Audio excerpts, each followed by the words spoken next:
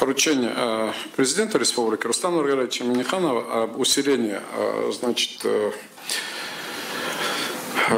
роли Казанского федерального университета в подготовке национальных кадров мы приступили к исполнению. Значит, были разные форматы реализации. Пока остановились на том, что Институт филологии и межкультурных коммуникаций, который находится на Татарстан-2, это бывшее главное здание Татарского гуманитарного университета. И этот институт, как вы знаете, возглавляет бывший ректор Татарского гуманитарного университета. Значит, пока вменено в его обязательства. Первый заказ мы получили, то есть 75 студентов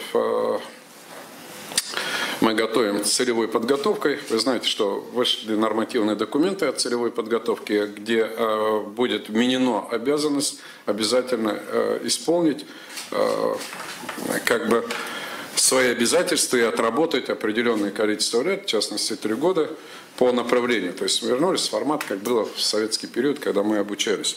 Значит, всего 125 обучаются, 75 в научной форме, значит, остальные 50 человек на заочной форме обучения.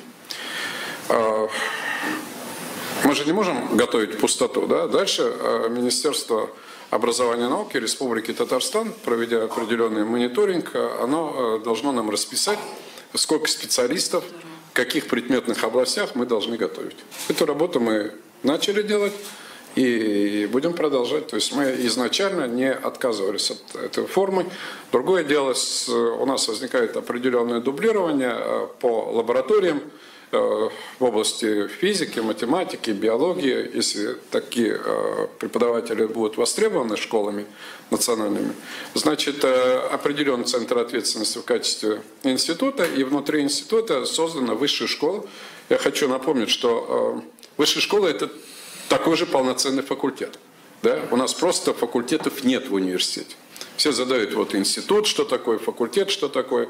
То есть высшая школа, по сути, это достаточно крупное структурное подразделение. Высшая школа у нас есть и отдельные. Это вот высшая школа IT-технологий. Это было связано с тем, что мы отвечали на востребованность со стороны IT-компаний. Они говорили, пустите нас, мы хотим участвовать в процессе подготовки специалистов, которые потом будут у нас работать. Мы сказали, хорошо. И они этим делом успешно занимаются. Значит, если я ответил, вот, ну и должна быть в области подготовки специалистов для национальных школ создана, даже в аудитории должны служить средой, да, которая бы отвечает. То есть там и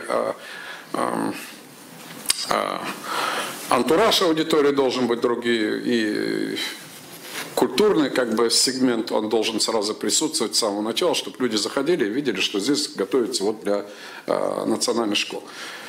Значит, вопрос и спорный был тогда в том, за счет каких источников готовить. Да? Вот федеральный законодатель сказал, что вот часть можно готовить за счет федеральных ресурсов, а остальное должно готовиться за счет ресурсов региона, который заказывает. Спасибо руководству республики, Рустаму Нургалиевичу, он сам лично контролирует эти вопросы, что после вот определенных мероприятий были приведены в соответствие вся наша нормативка, и вот сегодня мы по такому принципу работаем. Сегодня идет оснащение этих лабораторий. Ну, чтобы все было на татарском языке. У нас были другие форматы. Мы вплотную работали со вторым лицеем татарским, где наши студенты и будут проходить практику, потому что очень важно, где они будут проходить практику. Это должна быть, ну, вот, национальная такая школа. Причем ведущая школа. Чтобы...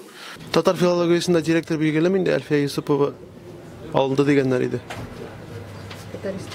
Это вопрос ученого совета самого института и заседания большого как бы университета ученого совета. Как только выборность пройдет, вы сможете услышать, мы опубликуем. Ладно? Потому что выборов нет, претендентов несколько. Вы мне задаете вопрос, известно ли, кто будет возглавлять это подразделение. У нас выборы, они идут открыто. Да. В день ученого совета новость будет на сайте, да. если не